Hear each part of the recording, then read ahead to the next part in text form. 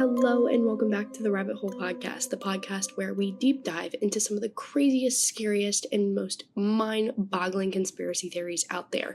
Today, we are going to deep dive and be adventuring into America's national parks, the breathtaking, massive, untouched scenery that America has to offer is hiding a little bit more than you may have expected.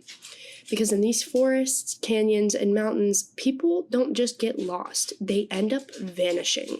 The national parks were created to protect America's wildlife. In Yellowstone, the first national park was built in 1872. Yosemite was in 1890, and followed was Sequoia, the Grand Canyon, Zion, and Glacier.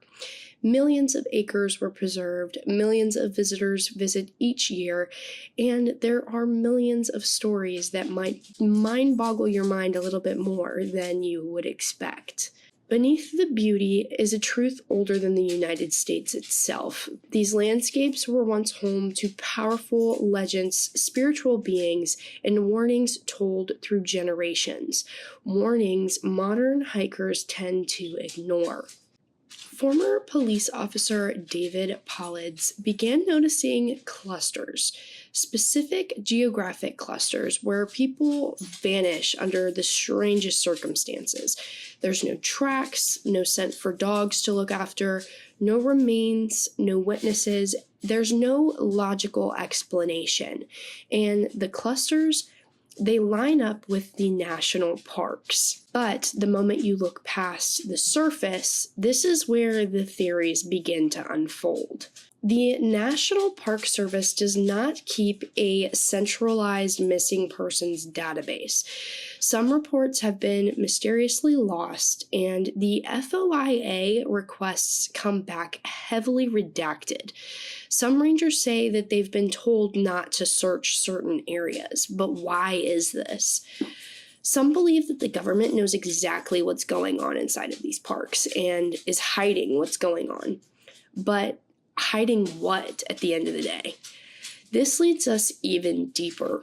Conspiracy theorists claim that there are deep underground military bases, or DUMBs, hidden beneath remote federal land. So how does this connect and why national parks? Because think about it. No one lives there. There's no private ownership of land. There's minimal oversight. And there's loud wildlife that masks mechanical sounds and noises. Some of the rumored activity that people believe is going on in national parks is biological experiments, genetic research, reverse engineering of alien technology, secret military projects, and tunnels connecting between all of the national parks and military bases. Some hikers of these areas have reported hearing low mechanical humming inside of and coming from the mountains. Others swear that they've seen vents disguised as rocks. A few describe ranger stations far off of the trails that aren't on any of the national park maps.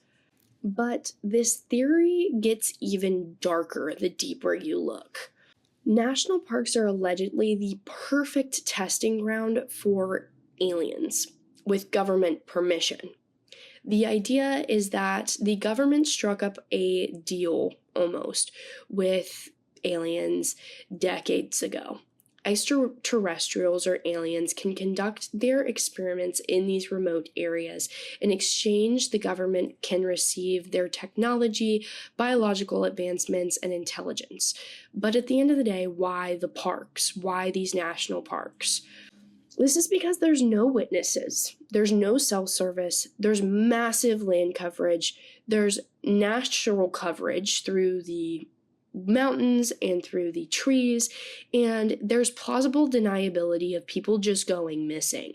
Some reports that have been shown include bright orbits stalking campsites, triangular crafts hovering silently over the trees within the mountains, individuals with missing time. They just cannot recollect time that they know they were in a place, but they cannot remember anything. They can't remember when they started, how they got there, or how they left.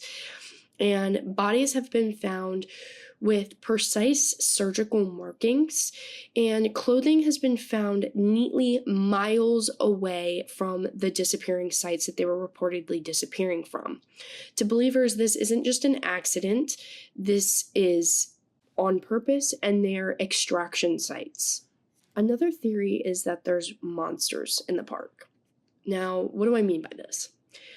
Before the US wrote laws, before the national parks ever existed, Native tribes, hunters, and explorers told stories about beings that lived deep, deep in the wilderness. And these stories weren't just for entertainment, they were warnings of what was there. So let's break this down. We've all heard of Bigfoot or Sasquatch, and he's known as the Ancient Watcher, or they're known as the Ancient Watcher. Bigfoot legend goes back at least 1,000 years among indigenous nations, and they're described as large, powerful forest guardians that are often peaceful unless threatened or walked up on. Sights are often occurring during these missing 411 clusters, and modern reports include huge footprints are found near these incidences, rocks can be thrown, howling unlike any animal sound, and a sense of being watched when someone disappears. Some tribes believe that Bigfoot is an interdimensional being, meaning that they can disappear and reappear, shifting between multiple dimensions, which explains why no one has ever found Bigfoot. The next one is the Wendigo, or the spirit of starvation. From Algonquian history comes the Wendigo, a corrupt, cannibalistic spirit born from starvation, greed, isolation, and winter survival. Descriptions of the Wendigo can vary, but they all normally agree with a tall, thin, skeleton-like figure with eyes deep and sunken in. It's always hungry and it's always hunting.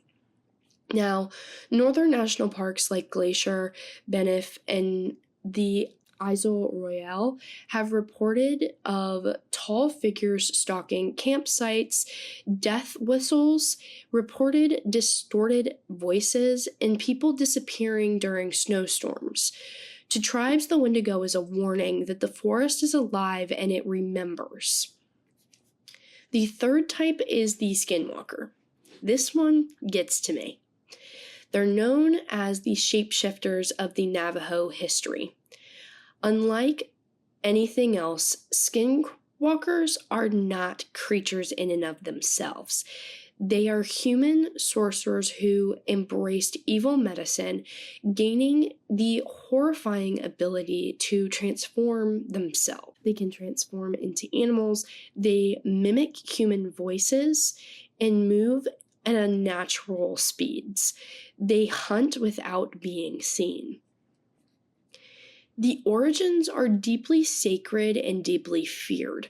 Talking about them is a taboo in the Navajo community, but still, the sightings. They align with national parks in the Southwest as well as Appalachia. The common report is a dog-like figure standing upright, a person running on all fours, and something knocking on tents and voices where hikers hear their own name being said. This is why in Appalachia, they tend to tell you do not go out after dark in the woods, and if you hear something, no you didn't. Some missing 411 disappearances occur immediately after these quote-unquote encounters with something following hikers, something more intelligent than an animal. For me personally, I believe in these wholeheartedly, and I believe that I have seen one myself. They look like a dog, but also a coyote, and they don't look like anything human. It's very pale, and it walks and runs on all fours. In my encounter, I thought it was a deer. I was driving, and I was in the Appalachian area, and it looks nothing but unhuman. There's also the idea of the pale walkers. In the last decade, videos and reports have described a pale, thin, humanoid shape. They have folded joints and crawl upside down on cliffs. They move in silence and they stalk in the night. Many of the older tribal stories of forest spirits, others resemble creatures described in the 1800 explorers' journals. The wilderness holds history far, far before the United States, and some believe that these beings were here long before humans, just simply waiting. The next theory is the interdimensional portals. This theory connects kind of all of the others. Many disappearances happen near caves, cliffs, boulders, water, and magnetic hotspots. These locations align with global myths of thin places where the veil between the world weakens. Some believe that people step out of our world and into another, and creatures can step into ours. Skinwalkers, Bigfoot travel through these dimensions reportedly, and alien crafts are interdimensional rather than extraterrestrial, thinking that they can work within these too. And the national parks are untouched, ancient locations that are perfect for these anomalies. Now, let's take a step back and ground ourselves for a second. National parks are huge. There are 85 million plus acres of national parks in the United States. There's no cell service, there's harsh weather, there's predators that are animals and not animals, if you believe in that, and there's also human error to take into account. Most disappearances likely have an explanation, but not all of them. Some are just too strange, too clean and neat, too sudden, and too impossible to have happened under any other explanation. And when you mix in the missing 411 and the history of indigenous monsters, legends, reported UFOs, and restricted areas, as well as government silence, you couldn't help but wonder, what is this wilderness hiding? Whether these theories are truth, fantasy, or somewhere in between, one thing is for certain. National parks remind us the world is still wild, and we are just living in it. Still dangerous, and still larger than we can comprehend or handle. And some parts of nature don't want to be understood. Now, I want to say thank you for stepping into the unknown with me over the last 8 weeks, and I will continue this podcast, but not next week. We will have a new series coming up shortly, but make sure to follow our Instagram, TikTok, and Facebook to see when the next series will come out. If there's anything in particular that you would like to see in the next series or would like me to focus on, please leave your comments down below, send us a DM on any of our social medias, or just leave a comment on Spotify or YouTube. We would love to hear what you would like to hear more out of this podcast. And until next time, thank you again for deep diving down the rabbit hole with me this week.